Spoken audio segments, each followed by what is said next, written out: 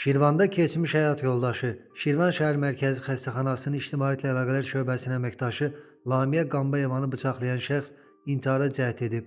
APA TV xəbər verir ki, oktyabrın 6-sı keçmiş həyat yoldaşına 11 bıçaq zərbəsi vuran 1986-cı il təvəllüdlü Şirvan sakini Tural Əlvanoğlu Qambayev sirkə turşusu içib. O, Şirvan şəhər xəstəxanasına yerləşdirilib və polis nəzarətinə götürülüb. Qeyd edək ki, Tural hadisəni törətdikdən sonra gizləndiyi üçün hüquq mühafizə orqanları tərəfindən axtarılırdı. Təbibdən bildirilib ki, 1988-ci il təvəllüdlü Tural bugün saat 8:30 radələrində Şirvan şəhər mərkəzi xəstəxanasının təcili tibbi yardım şöbəsinə hospitalizasiya olunub. Sirkə turşusundan zəhərlənmə diaqnozu təyin edilən pasiyentin müalicəsi davam etdirilir. Vəziyyəti ağır qiymətləndirilir.